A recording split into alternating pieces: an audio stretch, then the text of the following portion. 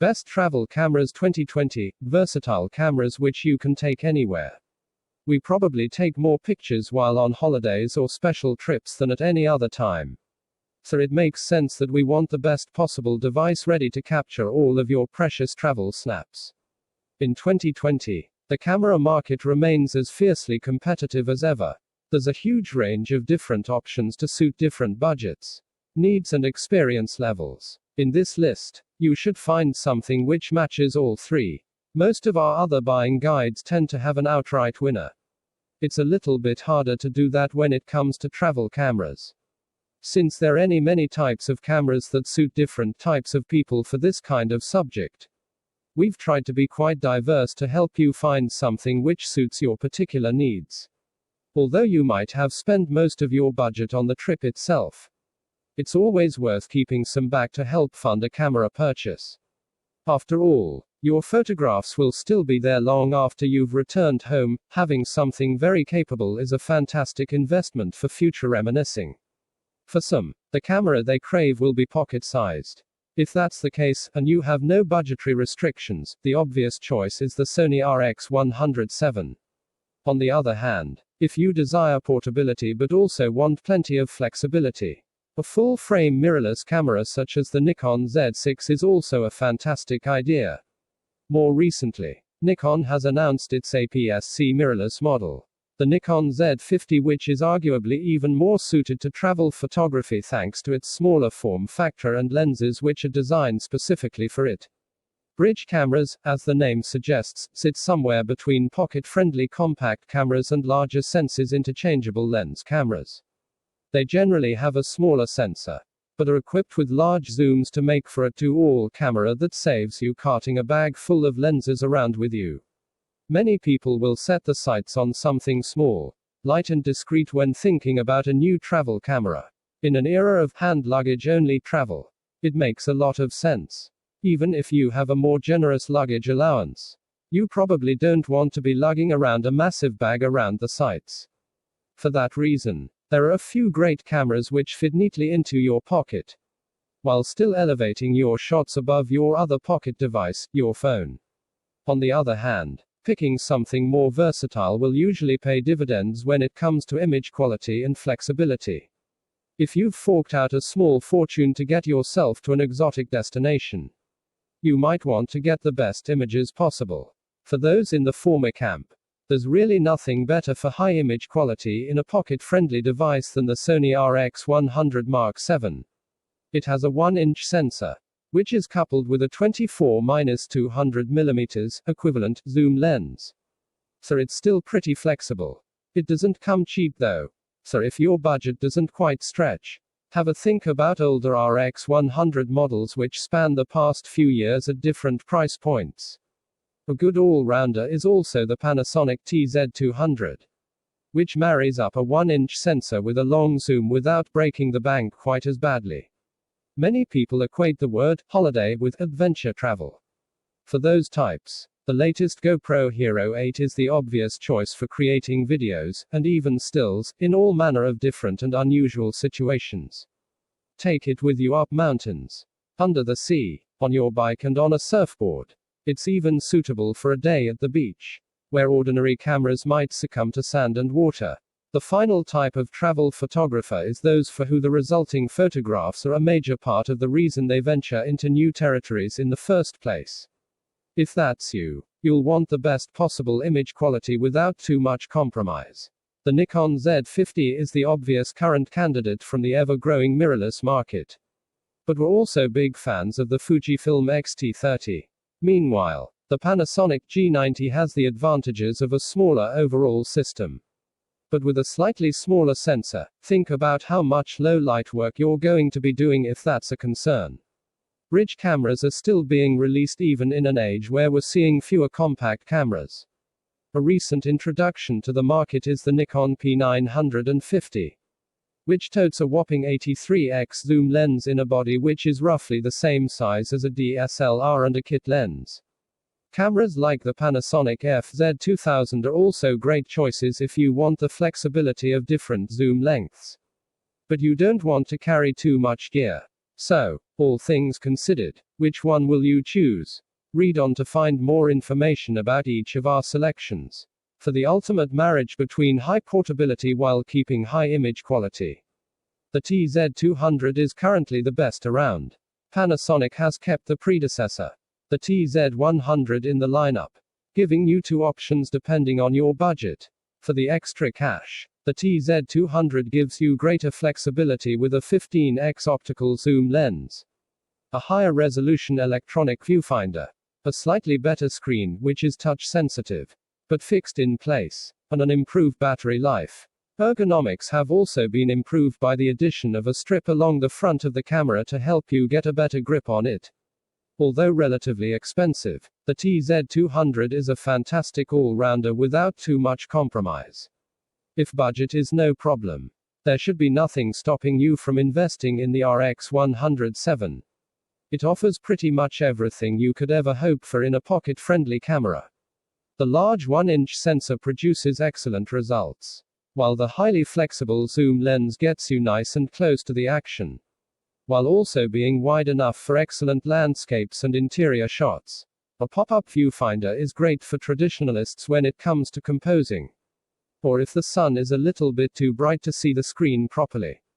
Video specifications are also good, with a new microphone socket no doubt appealing to the travel vlogging community, of which there are many. If you're mainly a stills shooter, there's little to be gained from picking up the 7 compared with the ever so slightly older Vi, while others down the line are also still fantastic buys if you don't need such a long zoom. Much like the XT20 before it, the XT30 borrows the best bits from the XT3 and delivers them inside a smaller, lighter and more affordable body. It's a winning combination which made the T20 Fujifilm's most popular model. Quite frankly, we think the Fujifilm X-T30 could be the perfect camera for most people. It's got a tough body, although not weatherproof, lightning fast autofocus performance, and, most importantly, great image quality straight out of the camera.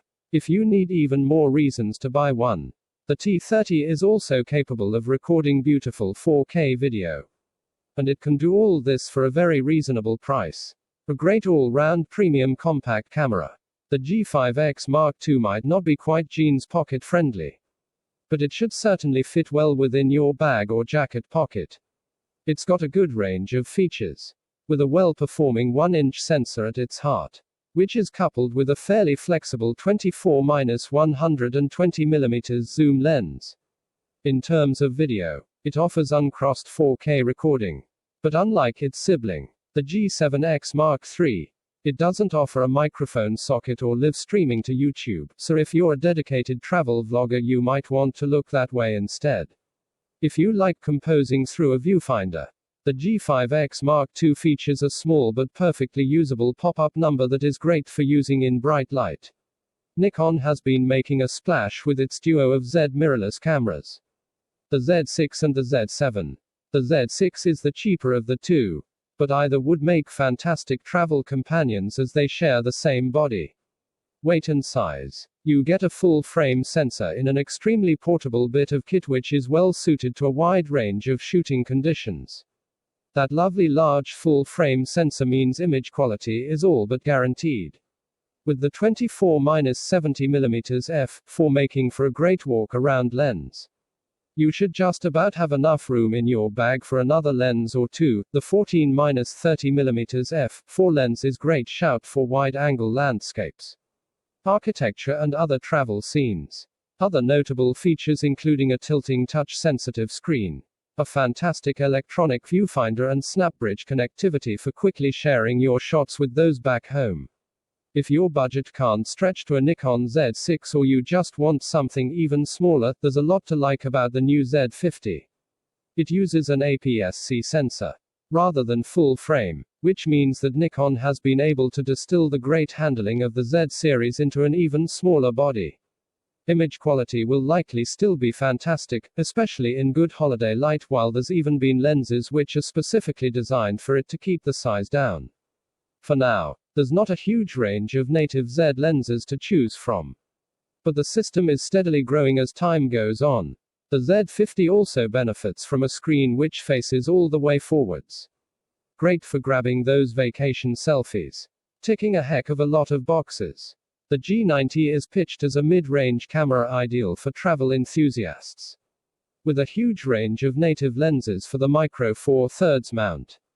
The G90 perhaps offers the most flexibility in this list, especially given its superb video credentials. What it also does well is with build quality and handling, put simply. This is a really nice camera to use. With a decent grip and well thought out controls. The 4/3 sensor may be significantly smaller than full frame, but that means that the overall system, aka lenses, is nice and compact too, which is ideal for travel. Less adept at low light situations than its larger sensor brethren. If you're traveling to somewhere with bright climes, that won't matter too much and your back will certainly thank you. Using the same ultra-high resolution sensor as the 90D DSLR, the Canon EOS M6 Mark II is a great option for travel thanks to its small size and weight. Despite that, it packs some incredible features like 14 FPS shooting and uncrossed 4K video recording. It doesn't have an inbuilt viewfinder, but you can purchase one separately if you feel the need to buy one, if you're used to composing shots on your phone. You're likely to be a little less bothered. The 15-45mm kit lens supplied with the camera is a decent walk-around and travel lens. But if you crave something a little sharper, go for the 32mm f1.4 lens. We were big fans of the original LX100, representing an excellent choice for travel photography. It's small and light enough to fit discreetly in a bag, but features a 4/3 sensor, much larger than most sensors found in compact cameras. It had manual control and great handling, and made a lot of sense for city breaks where zooming isn't too much of a priority. After 4 years of waiting, Panasonic updated the LX100 to bring out the Mark II version. It represents more of an incremental upgrade when compared to its predecessor. So while it still represents an excellent choice if budget is tight, you might want to keep an eye out for one of the originals available at a bargain price. With the new version you get touch sensitivity, additional 4K photo options, and, quite usefully for travelers, the ability to charge via USB. If you don't want to take your DSLR on holiday, or you don't have room, then the Canon G1X Mark III is a credible alternative. It offers an DSLR APS-C sized sensor in a camera which you can fit into your pocket. There's always a trade-off. So in this instance, you only get a 3x optical zoom, while the aperture range is a little limited. But for traveling photographers who don't want to compromise on image quality, it's an ideal choice. Be prepared to spend a pretty penny for this little marvel, though, and pack a spare battery if you can. To use the term bridge camera with the RX10 IV would be doing it a disservice, as this term has generally been met with snooty derision from serious photographers, while it may well be one in the strictest sense of the word. The RX10 IV arguably redefines the genre, producing the ultimate all-rounder which is ideally targeted at travelers who want the image quality of an interchangeable lens camera and a bunch of optics, but don't want to carry them around. Here you've got a 25x optical zoom lens, which also manages reasonably wide apertures of f2.4-4, particularly impressive at the 600mm end, along with a high-quality EVF, fantastic AF system and a very well-performing sensor. Take this on your safari holiday and you won't be disappointed, just be prepared to shell out the big bucks. Nikon has released a number of very high zoom bridge cameras in recent years, but the P950 perhaps represents the best compromise. It offers a whopping 82x zoom, which if zooming is your priority is bound to impress you. It's got a shorter lens than the mega monster that is P1000. But being significantly smaller and lighter makes it a better bet for travel photography. You can currently pick up the P900 for a much cheaper price. It has the same lens and sensor as its successor, but is missing RAW format shooting and 4K video recording, so if you need either or both of these, it's worth expanding your budget if at all possible. Because the P950 has a small sensor, don't expect it to perform fantastically well in low light. However, if you're looking for an all-round holiday performer, it's a good bet. If you're happy with a shorter focal length, look at the RX10 IV, which has a 25x optical zoom and a larger 1-inch sensor for better performance when light is dimmer. Perfect for city breaks. The X100F is easily the most attractive camera on our list. Oozing with retro style. The X100F is about more than just looks though. It houses a fantastic APS-C-sized sensor, which is perfectly matched to a 23mm f2.0 lens which gives you a 35mm equivalent. While some may not appreciate only having one focal length, it forces you to think about your composition, and is a lot more versatile than you might think. It's a shame there's no touchscreen here to make grabbing those quick street shots a little easier. And the price is pretty high for what is ultimately a niche model. But it produces travel photos which are just so easy to fall in love with. In February 2020, a replacement for the Fujifilm X100F was announced. In the shape of the X100F, a number of improvements have been made, including to the lens, sensor and body design. It's likely to replace the X100F as our top recommendation for this type of camera. But we need to test it first. If your holidays involve more than just idling about on the beach, the chances are you might want to capture all the thrills of your adventures.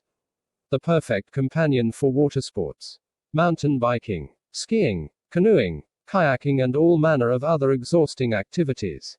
The GoPro's main draw is video. It offers 4K video and a whole host of different video modes to help you get lots of different kinds of shot. The Hero 8 Black can shoot stills, which makes it useful for getting the odd grab shot.